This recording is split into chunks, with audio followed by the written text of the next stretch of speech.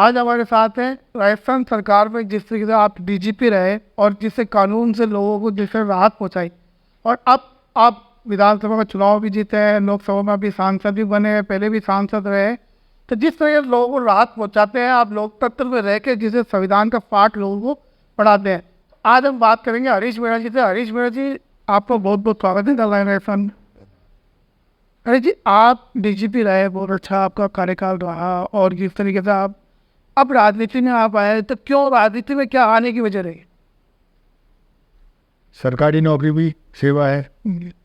सरकारी नौकरी को 60 साल के बाद आप सेवानिवृत्त हो जाते हैं, तो मैं उसी सेवा को जारी रखना चाहता था, तो उसी के दिशा में मैं आगे बढ़ रहा हूँ। जैसे हाल ही में आप अभी चुनाव जीते हैं, और जिस तरह लोगों को आपने एक मुद्दा बनाया था, ERCP एक मुद्दा था जो टॉक का भी था, पानी के लेकर था, तो इसमें आप उस मुद्दे में आप क्या आगे कार्रवाई करेंगे?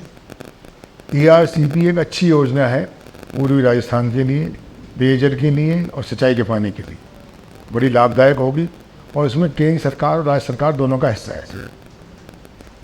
और राज्य सरकार से भी आग्रह करते हैं, केंद्र सरकार से भी आग्रह करते हैं कि इसको राजनीति का मुद्दा नहीं बनाए, ये जनहित का मुद्दा है। दोनों सरकारों से आग्रह करते हैं, सब जनप्रतिनिधियों से आग्रह करते हैं कि अपना योगदान करें और अविलंब ये योजना लागू हो।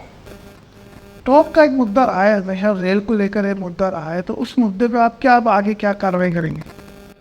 मैं इसको मुद्दा, जैसे लोकसभा में मैं चुन के जा रहा हूँ, और जब पहुँचूंगा इस मुद्दे को उठाऊंगा। टॉक की जनता की जायज़ बात है, रेल खर्च से जुड़ना विकास का भी मुद्दा है, जनता की सुविधा का भी मुद्दा है। और सरकार से मांग करेंगे कि सरकार अपना योगदान दे, राज्य सरकार अपना योगदान दे, और दोनों मिलकर इसमें राजनीति करें, राजनीति नहीं करें, जनहित को ध्यान में रखते हुए रेल की सुविधा टॉक निवासियों को उपलब्ध कराएं। आपका चुनाव में अक्सर इन भाषणों में सुनने को मिलता था कि ये संविधान की लड़ाई जो है, ये आरक्षण बचाने की लड़ाई है, तो इसका क्या फायदा आपको मिला, कांग्रेस को ही मिला? संविधान से पूरा देश चल रहा है।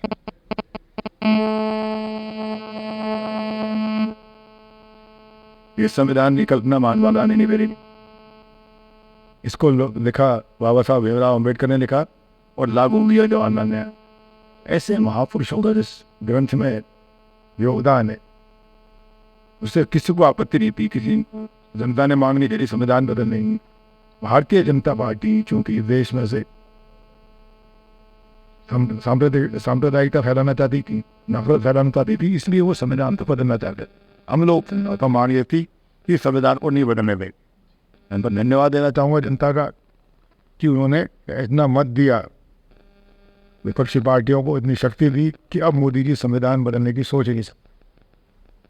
आप प्रशासनिक सेवा में रहे हैं, इस तरीके से आपका एक अच्छा कार्यकाल था, लेकिन आजकल तो चुनाव में हिंदू मुस्लिम धार्मिक मुद्दे जो आते हैं, तो ये पढ़े लिखे लोगों में तो ये भावना अलग पैदा होती है कि यार ये क्या है, चुनाव में महंगाई, बेरोजगारी, ऐसे मुद्दे होते चाहिए। ये बड़ा दुर्भाग्यपूर्ण वो है कि जनता मुख्य मुद्दों से भटक जाती है। जनता के सामने महंगाई का, बेरोजगारी का, किसानों की स्थिति, आय बढ़ाने का वो मुद्दे हैं। अब वो नहीं करके बीजेपी इनको जाति और धर्म की तरफ ले जाती है। ये दुर्भाग्यपूर्ण है, वो देश के लिए भी खराब है, सबके लिए खराब है। और मैं मानता हूँ इस चुनाव में जनता काफ़ी समझ गई। जैसे अयोध्या जैसे स्थान में मिले भी आ गए, तो जनता को मैं धन्यवाद देना चाहता हूँ कि जनता असली मुद्दों की तरफ जा रही है। आपके चुनाव में क्या बोल रहा है, सन के देश में एक राम मंदिर का बहुत बड़ा मुद्दा था, जिस तरीके से जो भारतीय जनता पार्टी का, तो कहीं ना कहीं आपके भी चुनाव फैक्टर में आया होगा। भारतीय जनता पार्टी ने बनाने की कोशिश करी, तो जनता ने इसको नकार दिया। जनता बेसिक चीज़ों पे रही, महंगाई पे, बेरोजगारी पे, शिक्षा पे, चिकित्सा पे, इस पे ये राम मंदिर का मुद्दा नहीं चला। तो आपने जिस तरीके से कार्यकर्ताओं को धन्यवाद टॉप में जा के लोगों के बीच में, तो जिस तरह कार्यकर्ताओं की क्या भूमिका रही और क्या रणनीति रही अभी चुनाव जीत? कार्यकर्ताओं की भूमिका रही है, वो इसमें नेताओं का नहीं है, जनता ही है। जनता ने निर्णय लिया कि हमें कांग्रेस को जिताना है, भाजपा को हराना है, पूरी क्या आशीर्वाद थी कांग्रेस जी।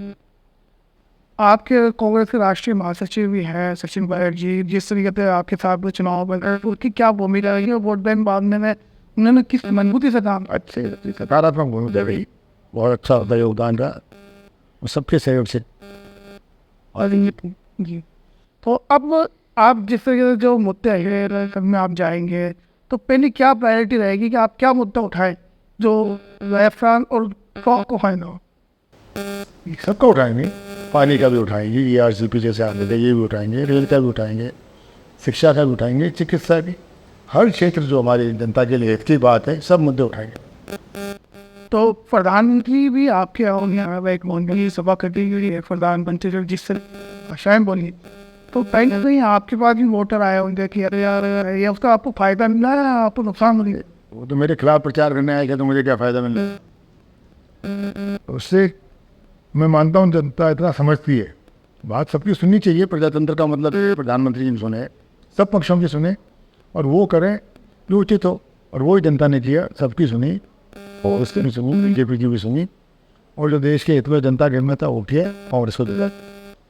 आपके टॉप भी है और सवाई माधोपुर भी है, तो दोनों क्षेत्र अलग अलग थोड़े बटे हुए भी है। विधायक सभी विधायक सारी शबरान में, प्रशांत में, इन्होंने सबने आपके लिए सब ने पार्टी के लिए अच्छा काम किया, सब सहयोग से पार्टी। और एक भारतीय जनता पार्टी का 405 का नारा था कि 405, उस नारे में जिस तरीके से देखा गया कि वो जब SC ST जो आरक्षण जिन जातियों को मिला हुआ है, तो उस आरक्षण को बुलाने में मतलब जो नारे के खिलाफ कांग्रेस खड़ी रही, उसका भी कांग्रेस को फायदा हुआ है। आरक्षण सबको है, ब्राह्मण को भी है, बनिया को भी है, ठाकुर को भी है, आरक्षण सबको है, किसको नहीं आरक्षण?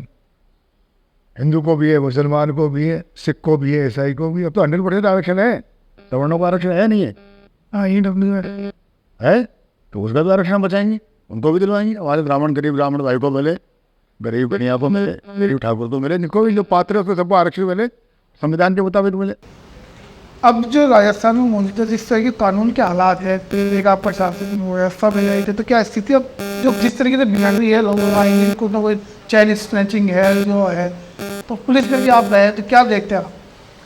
ये काम सरकार का है और मैं मानता हूँ हर सरकार को प्रयास करना चाहिए कि कानून व्यवस्था ठीक रहे, और सरकार कर रही होगी। जहाँ कमी होगी हम विपक्ष के लोग हैं, सरकार का ध्यान आकर्षण करेंगे, सरकार को बताएंगे। और अब आपने विधानसभा भी दे देने के बाद अब जो नया चुनाव है, तो क्या भूमिका रहेगी, किस तरीके का प्रत्याशी आप? जिसको पार्टी टिकट देगी उसकी तन मन धन से उसको जिताने का प्रयास करेंगे। और आशा करता हूँ जनता के आशीर्वाद से पुनः कांग्रेस जीतेगी। तो ये था हरीश मीणा जी हमारे साथ। बहुत बहुत धन्यवाद हरीश जी, जिन्होंने आपकी